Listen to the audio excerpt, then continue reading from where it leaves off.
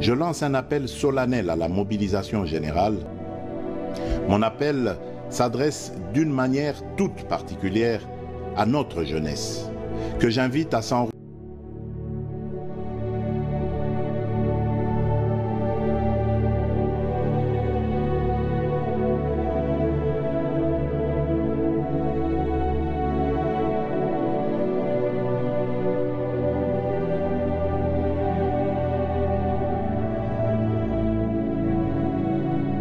Je lance un appel solennel à la mobilisation générale. Mon appel s'adresse d'une manière toute particulière à notre jeunesse, que j'invite à s'enrôler massivement dans les FARDC et dans la police nationale.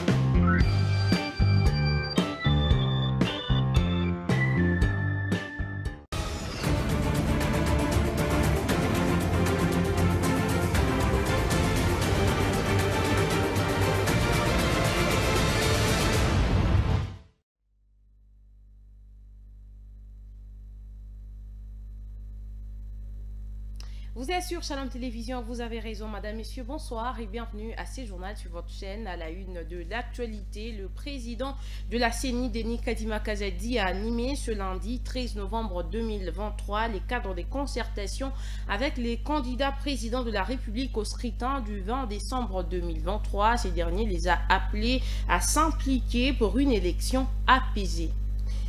Et dans les camps de l'opposition, les réactions n'ont pas tardé de fuser. C'est notamment celle de Deli Sessonga et de Martin Fayoulou qui se disent non, convaincus par le travail de la CENI. Déclaration à suivre dans ces journaux. Affaire Boukongalonzo, la Cour constitutionnelle a reporté les procès mettant en cause l'ancien Premier ministre Matata Ponyo au 18 mars 2024. Et puis le chef d'état-major général des forces armées de la République démocratique du Congo a participé à l'exercice de fin de formation organisé au centre d'instruction de Moura de Likasi dans le Haut-Katanga. Détails à suivre dans ces journaux. Et au Libéria, nous parlerons des élections présidentielles qui ont eu lieu aujourd'hui mardi 14 novembre 2023 tout à l'heure. Et c'est tout pour les titres. Madame, Messieurs, bienvenue à vous si vous nous rejoignez sur Shalom à Télévision. Mais d'abord, pour commencer, le président Félix Tshisekedi a inauguré hier lundi 13 novembre 2023 les postes électriques des 120 kVA de Kinshasa dont il avait lancé les travaux le 27 juillet 2021. Cette station de la SNEL améliore la desserte en électricité dans la capitale et réduit les délestages. Alain-François Tshiswaka nous en parle. Il s'agit d'une infrastructure moderne qui reçoit le courant électrique produit à la centrale hydroélectrique de Zongo 2 et d'Enganu pour renforcer le réseau domestique dans la ville de Kinshasa. Elle comprend 3 gros transformateurs. La station de Kinsuka renforce le réseau local de 50 MW supplémentaires, a dit Fabrice Lucinde, directeur général de la SNEL. La construction de cet ouvrage a été assurée par la SNEL en partenariat avec l'entreprise chinoise Shanghai Electric. Le même lundi, le président Félix Tshisekedi a officiellement ouvert la route Nzolana qui relie le quartier Upen et Mbinza Pompage dans la commune de Ngaliema. Cette artère longue de 7 km a été rénovée et élargie de 6 à 15 mètres. Les travaux de réhabilitation entamés en octobre 2022 ont été réalisés par l'Agence congolaise des grands travaux et ses partenaires Grec 8 et Cisc SA, 2 contacts chinois. Ils ont été financés par la CICOMINE. Cette route permettra de fluidifier le trafic. Et au chapitre de la diplomatie, les vice-premiers ministres, ministre des Affaires étrangères a eu une séance de travail lundi à Kinshasa avec le président de la COICA et envoyé spécial du président de la République de la Corée. Ces échanges ont connu la participation notamment de l'ambassadeur de la République de la Corée en République démocratique du Congo, Sheko Zaichel, du directeur pays de la COICA. À l'issue de l'entretien, le président de la COICA s'est confié à la presse. Je vous prie de les suivre. Cette année, Le 60e anniversaire a accordé une très grande importance à renforcer davantage les liens de coopération avec nos partenaires africains et bien évidemment la République démocratique du Congo. Dans cette perspective, je suis venue ici au ministère des Affaires étrangères pour mener une discussion profonde. Il s'agit de ma première visite personnelle en RDC et en tant que président de la COICA aussi, ce qui montre l'importance de notre gouvernement accordé sur la coopération avec la RDC. Donc nous reconnaissons pleinement le potentiel que présente la RDC. Donc j'espère vivement qu'on puisse avoir plus d'échanges et de coopération entre nos deux peuples ainsi qu'au niveau gouvernemental. Et au chapitre de la santé, à l'occasion du 75e anniversaire de l'Organisation mondiale de la santé, une journée porte ouverte a été organisée ce lundi 13 novembre 2023 au siège de l'OMS à Kinshasa, où les ministres de la Santé, les docteurs Samuel Roger Kamba, a tenu un discours devant les représentants de cette organisation mondiale, demandant à tout le monde de mettre ses ressources en commun pour construire un avenir où la santé ne connaît aucune barrière et où personne n'est laissé pour compte. Jean-Arlé Mutombo. Pour le ministre, grâce à sa constitution, l'Organisation mondiale de la santé a servi de modèle d'inspiration et d'orientation, ouvrant la voie à la collaboration internationale, à la recherche et à l'élaboration de politiques qui façonnent la santé publique à l'échelle planétaire. En ce moment où je m'adresse à vous, nous nous trouvons dans une époque marquée par d'innombrables défis. Pandémie, épidémie, fardeau de maladies chroniques et inégalités en matière de santé qui persistent entre les régions. Une situation qui prend un sens tout particulier pour notre pays, la RDC. Les épidémies affectent pratiquement toutes nos 26 provinces et les 519 zones de santé que gère mon ministère. Mais c'est précisément dans ces moments d'adversité que le vrai leader émerge. C'est dans ces moments-là que notre pays, sous le leadership de son Excellence Félix Antoine Tshisekedi Tshilombo, l'ensemble de nos communautés, les organisations comme l'OMS et tous les partenaires font preuve de résilience, d'innovation et de compassion, a dit le ministre de la Santé. Il a par la suite confirmé que le gouvernement est déterminé à tracer la voie vers une couverture santé universelle en garantissant que le soin de santé de qualité soit accessible et abordable pour tous. Quant aux représentants de l'OMS en République démocratique du Congo, il met en lumière les contributions de l'organisation aux soins de santé au Congo et discute des progrès réalisés en matière de santé mondiale au cours de ces 75 dernières années. Il souligne également les défis rencontrés pour parvenir à des soins de santé universels, de lutter contre les inégalités dans l'accès aux services de santé essentiels.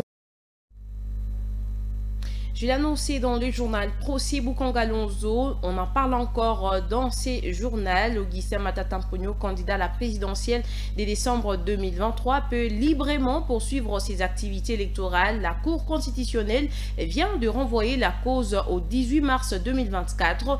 Je vous prie de suivre ici le président de la Cour constitutionnelle, Dieudonné Kaouleta Badibanga, dans cet extrait.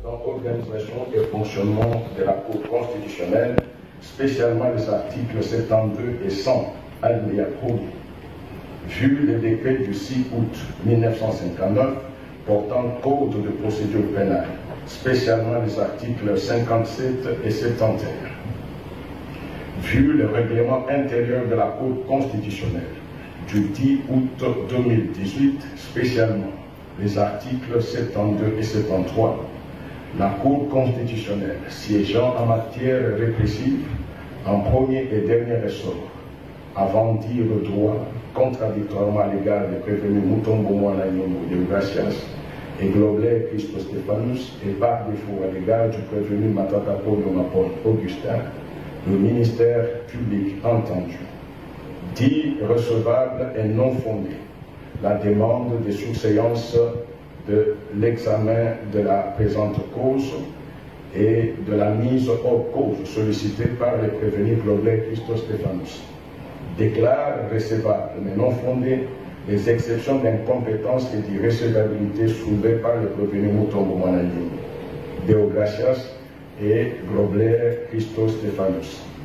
Renvoie la cause en prosécution à l'audience publique du 18 mars 2024. Réserve les frais d'instance. Dit que le présent arrêt sera signifié au président de la République, au président de l'Assemblée nationale, au président du Sénat ainsi qu'au Premier ministre. Dit en outre qu'il sera publié au journal officiel de la République démocratique du Congo ainsi qu'au chapitre de la politique, la mission d'observation électorale de la SENCO et l'ECC accuse la CENI d'avoir communiqué plusieurs chiffres différents concernant les nombres d'électeurs repris dans les fichiers électoraux, nous dit Wivine Mogoli dans ses commentaires. Étant donné que la CENI n'est donnée toujours pas la version téléchargeable et imprimable qui devrait permettre une analyse approfondie de la cartographie des bureaux de vote, la mission d'observation électorale SENCO-SEC a consulté la dite cartographie sur son site web à l'adresse cartographie.ceni.cd en se servant des outils appropriés pour extraire et analyser les données ouvertes. Il ressort de cette analyse que la CENI a communiqué plusieurs chiffres différents concernant le nombre d'électeurs repris sur le fichier électoral. En effet, le communiqué numéro 024/CENI/2023 renseignant que 43 941 891 électeurs avaient été inscrits dans les 26 provinces de la RDC, alors que la loi numéro 23/025 du 15 juin 2023 portant répartition des sièges mentionne un total de 43 491 891 électeurs en RDC, soit une différence de 450 000 électeurs. En plus, la répartition des votants dans la cartographie des bureaux de vote indique 44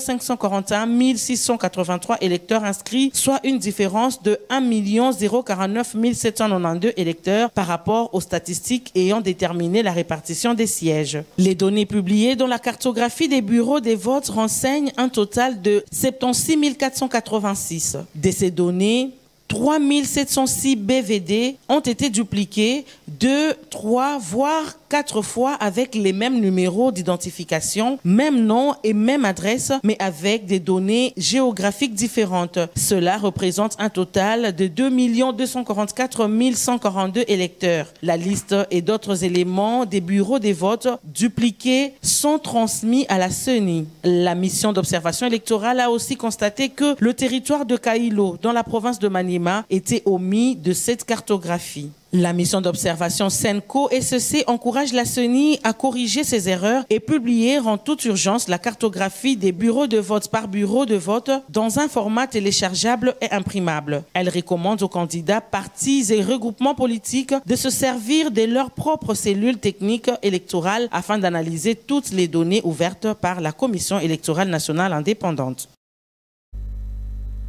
Et toujours dans le même chapitre, le président de la CENI, Denis Kadima Kazadi, a appelé hier lundi 13 novembre 2023 à l'implication des candidats présidents pour les élections apaisées en décembre 2023. Il a lancé cet appel lors du cadre des concertations avec le 26 candidat président de la République à Kinshasa. À cette occasion, Denis Kadima Kazadi a exhorté ses interlocuteurs à jouer leur partition pour la tenue des élections crédibles, transparentes, inclusives et apaisées. On écoute Denis Kadima Kazadi dans cet extrait choisi par John Kasongo. Les parties prenantes doivent se rappeler que depuis toujours, la CENI actuelle ne cache jamais les difficultés auxquelles elle est confrontée. Les problèmes opérationnels surviennent tous de manière identique sur l'ensemble du territoire national. Elles ne sont nullement préméditées. Les difficultés se posent de la même manière dans la Tchopo que dans le Kwilu.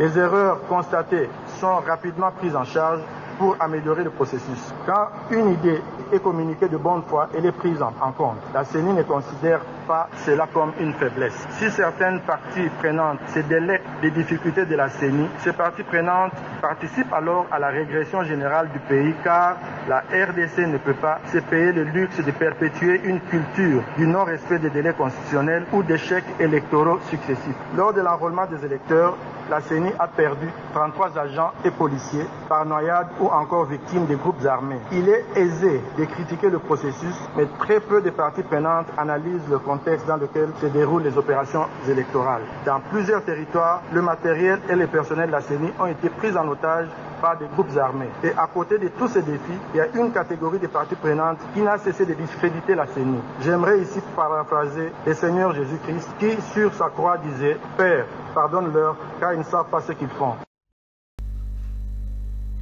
Et puis prenant la parole lors de la concertation entre la CENI et les candidats présidents de la République, l'opposant Martin Fayulu s'est déchaîné contre le président de la CENI, Denis Kadima. Il accuse le bureau Kadima de mener un processus opaque contre la volonté du peuple. Je vous prie de suivre Martin Fayulu dans cet extrait choisi par John Kasongo.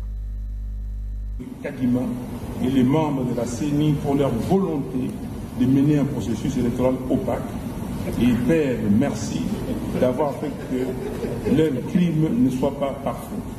Je vais commencer par là, parce que nous sommes venus ici, comme dit Augustin Matata, par politesse. Ce n'est pas ça ce que nous avons demandé. On vous a demandé une réunion entre les candidats présidents de la République et la CENI pour se fixer, se convenir des règles du jeu. Et vous venez ici comme si vous amenez des écoliers, vos écoliers au zoo et leur dire voici les espèces d'animaux qui existent dans le monde. Non. Ça c'est quoi exactement ça? Mais regardez, M. Kadima, membre de la CENI, voilà les rapports des 68 pages de l'OIF. Voilà comment l'OIF fait la synthèse. En 3 lignes, on dit ceci: un fichier électoral inclusif, c'est le fichier de 2018, exhaustif et actualisé, mais perfectible, et donc nécessitant des améliorations ayant fait l'objet des recommandations à court et moyen terme en vue notamment de son affichage provisoire pour permettre d'aboutir à des listes électorales définitives conformément à la loi. 68 pages. Vos amis ont fait un audit de ça que j'ai ici, c'est torchon de 137 pages. 137, il n'y a rien. Dans ces documents, il n'y a même pas le nombre d'électeurs qui ont été enregistrés par la CENI. Il n'y a pas une recommandation pertinente. La recommandation qu'ils ont donnée, veillez donner au candidat, au candidat président de la République une liste expurgée pour, monter la confiance.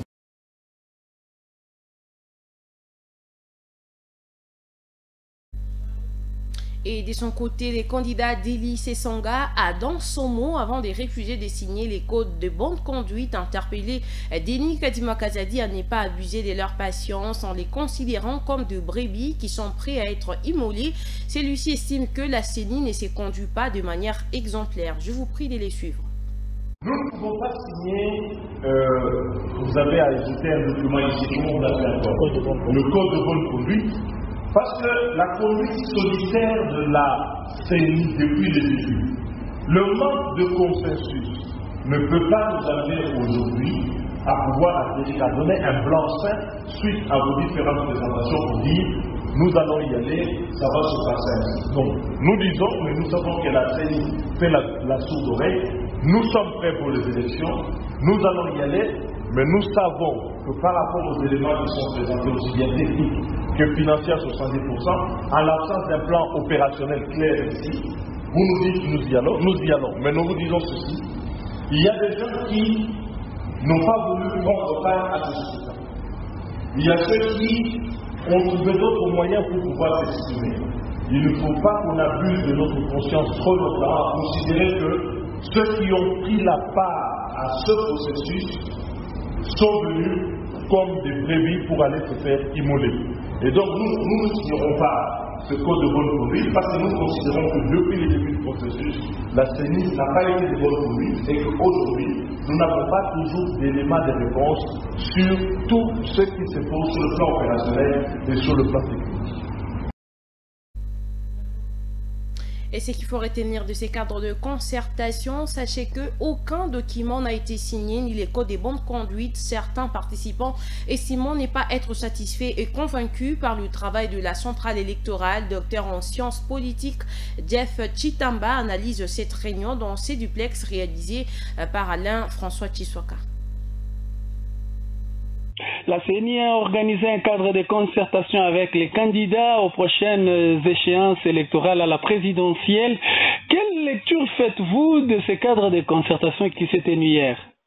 C'est un acte vraiment à saluer de la part de la CENI qui a manifesté d'une manière ou d'une autre, parce que ce n'est pas une contrainte légale, mais dans le souci de gagner la confiance de ces différents acteurs. Voilà pourquoi elle a eu à inviter ces différents acteurs autour d'une concertation pour bien réajuster le jeu électoral afin de permettre à ce que l'on ait des élections apaisées. Mais hélas, c'est toujours dans les soucis de la transparence parce qu'il y a beaucoup de parties prenantes, en l'occurrence le parti politique, les acteurs politiques eux-mêmes. Et depuis un certain moment, il s'est développé un climat de méfiance et des acteurs politiques, surtout ceux de l'opposition, vis-à-vis de la CENI.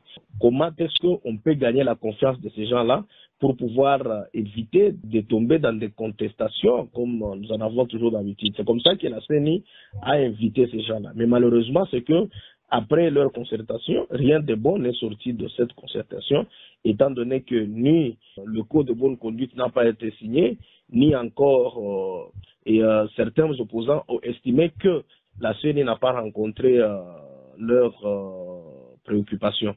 Donc, c'était une belle initiative, mais mal préparée. Voilà pourquoi ça n'a pas donné le résultat escompté. Est-ce que vous pensez qu'il y avait des gens qui y allaient déjà avec un esprit que ça ne marche pas, ou carrément c'était juste des présences factices?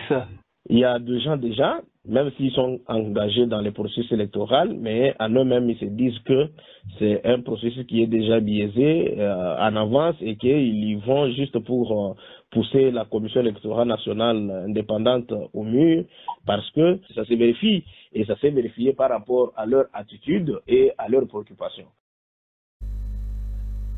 Communiqué officiel de l'Assemblée provinciale du Haut-Katanga, il est porté à la connaissance de tous les honorables députés provinciaux du Haut-Katanga de la tenue d'une séance plénière au bâtiment du 31 16 de l'Assemblée provinciale ce mercredi 15 novembre 2023 à 12h précises. Le point inscrit à l'ordre du jour étant d'une grande importance, la présence de tous les honorables députés vivement souhaités. Notez bien les respects des leurs et des rigueurs fait à Lubumbashi le mardi 14 novembre 2023, honorable Loupata Moudimbi, Thomas, rapporteur. Dans l'actualité également, matinée politique ce mardi 14 novembre 2023, les mandataires généraux du regroupement politique Action alternative des acteurs pour l'amour du Congo, 4AC, Juvenal Kitungwa, a réuni les différents candidats de ces regroupements en vue d'un coaching payant avant la campagne qui s'annonce dans quelques jours. Suivez les détails dans ces images. Au cours de cette matinée politique, honorable Juvenal Kitungwa, en sa qualité du mandataire général du regroupement politique Action alternative des acteurs pour l'amour du Congo, 4AC Grand Katanga, a réuni tous les candidats de ces regroupements pour leur donner les directives à suivre pendant la campagne électorale. 4AC va battre une campagne électorale civilisée. Les membres d'autres partis politiques seront considérés comme des adversaires et non des ennemis. 4AC va se battre pour réélire le président Félix Tshisekedi et pour obtenir le plus grand nombre possible de députés et conseillers municipaux. Aucun message d'appel à la haine ou à la violence ne proviendra de ce regroupement politique. Alternative, ça signifie quoi? Il y avait une action. Et nous venons pour une réqualification de l'action ancienne afin d'amener le Congo au firmament. Nous sommes en train de rêver un Congo très grand. Un Congo, il fait bon vivre. Un Congo riche. Un Congo sans mercenaires extérieurs qui viennent perturber la vie de nos frères à Goma. Un Congo où nos enfants étudient dans de bonnes écoles. Un Congo où la santé est assurée pour l'ensemble de la population. Un Congo où la population se loge d'une façon décente. Et un Congo où le travail est à la portée de tout le monde. Parce que nous savons très bien que c'est par le travail que l'homme a le revenu. Et ces revenus va servir l'homme pour vivre d'une façon décente.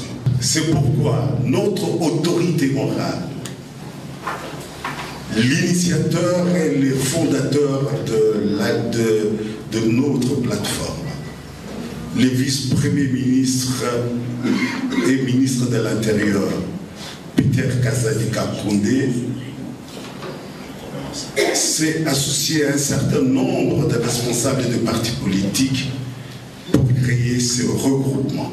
J'insiste une fois de plus, nous sommes réunis ici pour faire en sorte que le Congo en entier, et qui dit le Congo, c'est-à-dire l'espace territorial, qui dit le Congo, c'est-à-dire la population, qui dit le Congo, c'est-à-dire le pouvoir organisé, le pouvoir est géré par notre autorité morale. Félix Antoine Tshisekedi Tshilombo, à qui je demande... 4AC regroupe 10 partis politiques et c'est pour la première fois qu'ils se réunissent pour réfléchir sur son avenir et son devenir. Le regroupement 4AC va lancer officiellement sa campagne électorale à Lubumbashi le 22 novembre et ça sera par un grand meeting populaire. Fait de société à présent, l'animateur et comédien Jean-Jacques Mbouta Madiagou a été victime d'un acte de vandalisme sur son véhicule hier lundi 13 novembre 2023 au marché Kilobé-Lobé. Les auteurs de cet acte seraient l'administrateur du marché Kilobé-Lobé et ses acolytes. Trésor Kazadi nous en parle. Jean-Jacques Mbouta Madiagou, connu sur la ville comme comédien et présentateur de l'émission Shalom Kwenou à la radio et télévision Shalom, a été agressé par une bande de jeunes inciviques sur instruction de l'administrateur du marché Kilobé-Lobé, un certain Robert, militant d'un parti politique, alors qu'il était en plein tournage d'un spot publicitaire avec ses confrères. Il suffit de voir l'état du véhicule de la victime pour avoir une idée de ce qu'a été comme dégâts enregistrés. Regret munene sana na hii regret tunaenda directement kukondane acte yenyewe inatoka mukujipose hapa sasa journée ya leo. Acte ganini? Acte ya agression contre kamaradi wetu, confrère wangu mwenyewe tunatumikaka naye usiku na mchana, mwenyewe tena eko mu association ya wananchi ama association yenyewe kuna regrouper ba journaliste bote en langue ba mu province ya Okatanga. Alikuwa mu exercice ya fonction yake, yani eko mukazi ya tournage ya bitu juu ya intérêt ya population. Mais Dieu me voit, on n'a rien filmé, on n'a rien pris comme image. Moi, il n'y a rien, monsieur. Calme-toi, moi je suis dans d'autres tournages. La police des proximités a convoqué ce mardi 14 novembre 2023 l'administrateur du marché Kilobé-Lobé situé dans la commune annexe pour l'entendre sur cette affaire, comme l'indique cette note de convocation signée le lundi 13 novembre dernier par le commissariat de Kamasaka. Un acte condamné par la corporation des journalistes et autres professionnels de médias. Les professionnels de médias doivent pourtant être sécurisés par les autorités publiques. Au chapitre de la sécurité, les militaires en fin de formation au centre d'instruction de Moura de Likasi dans le Haut-Katanga ont accueilli ce lundi 13 novembre 2023 le chef d'état-major général des forces armées de la République démocratique du Congo. Le général Chiwewe Songesha Christian a participé à l'exercice de fin de formation organisé sur place. Reportage. Le général d'armée Chiwewe Songesha Christian, chef d'état-major général de FARDC, a effectué ce lundi 13 novembre 2023 une visite de travail au centre d'instruction de Moradikasi dans la province du Haut-Katanga. Cette mission entre dans le cadre de l'évaluation de la formation de plus de 7000 militaires recrutés suite à l'appel à mobilisation générale du président de la République et commandant suprême de FARDC, Félix Antoine Tshisekedi. À cette occasion, il a participé à la manœuvre militaire marquant la fin de la formation. Section, debout. Progressez.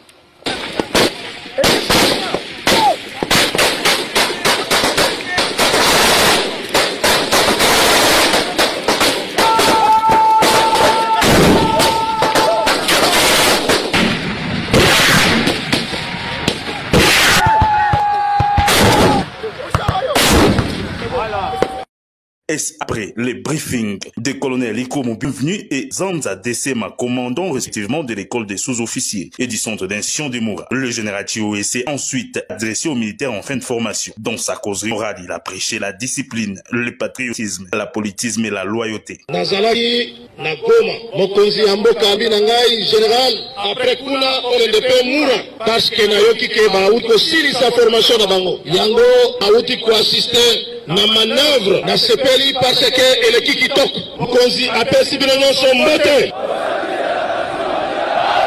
discipline oyo bozolakisa awa esukela awa te meme bisika bokokinge bolakisa yango na bandeko biso toprotege bango me devant monguna esengeli olia lidu. Eske toyokani kotrahir mboka ya bakoko na yo te? Eske boza pre ya kokenda front? Boza pre ya kende kobundisa monguna? Il faut être déterminé pona ekolo esengeli meme ata na kufa. Cette année, le chef d'état-major général visite Moura pour la 4e fois. Et c'est la fin de cette première partie. Madame, Monsieur, place à présent à la deuxième partie de ce journal.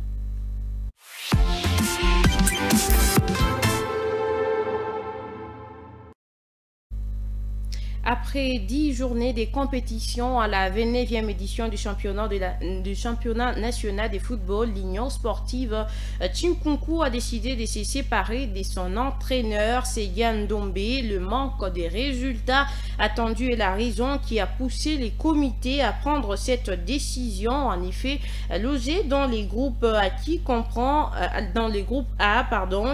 les équipes de la zone centre-sud, les Corbeaux des Kananga n'ont remporté aucun des 10 matchs disputés à ces jours dans la phase des groupes. Et puis, sur le 26 joueurs convoqués par Sébastien Desabre, sélectionnaire manager de Léopard de la République démocratique du Congo pour des premières rencontres de son équipe aux éliminatoires zone Afrique du Mondial 2026. 25 joueurs sont arrivés à Kinshasa à l'exception des Dieu merci Mukonka Anale. Seuls 26 Léopards arrivés avant à Kinshasa ont pris part à la première séance de l'équipe ce lundi 13 novembre 2023 au stade de Martyrs. La rencontre entre la RDC et la Mauritanie est à suivre demain à 18 h juste. Et c'est tout pour cette deuxième partie. Madame, Messieurs, place à présent à la troisième et dernière partie de ce journal.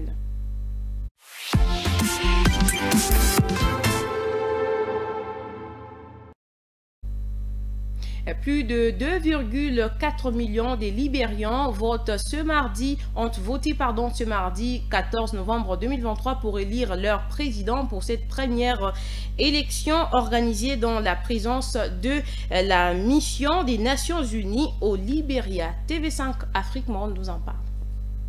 Il est donné favori pour sa réélection. Le président sortant Georges Weah a voté ce matin à Monrovia pour le premier tour des élections présidentielles et législatives.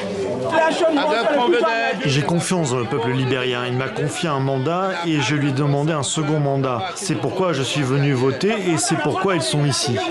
L'ancienne star du football espère une victoire dès le premier tour, mais a dû faire campagne face à 19 autres candidats. Parmi eux, Joseph Boakai, son principal adversaire, ici déposant son bulletin dans un autre bureau de vote de la capitale. L'ancien vice-président espère prendre sa revanche après sa défaite au second tour en 2017. Dans tout le pays, les bureaux de vote installés dans des écoles ont accueilli les électeurs dès 8 h ce matin, avec parfois ces longues files d'attente, plusieurs heures avant l'ouverture. Je suis venu ici tôt ce matin pour montrer que je peux voter pacifiquement et que nous pouvons faire évoluer les choses dans le bon sens. Nous sommes ici pour voter pour notre président, pour notre nation. Nous voulons la paix. Cette élection est la première organisée sans la présence de la mission des Nations Unies au Libéria, créée en 2003 pour garantir la paix après les guerres civiles. Mais des observateurs ont été déployés notamment par l'Union européenne, l'Union africaine et les États-Unis afin de surveiller le bon déroulement du scrutin. Près de 2,5 millions d'électeurs étaient appelés aux urnes. Les premiers résultats sont attendus dans les prochaines 48 heures. La page météo est à suivre juste après nous. Madame, Messieurs, vous l'avez compris, c'est la fin de ces journaux sur Shalom Télévision. Merci à vous de l'avoir suivi. Merci également à tous ceux qui nous ont suivis à partir de notre chaîne YouTube. Au revoir et restez en compagnie de nos programmes.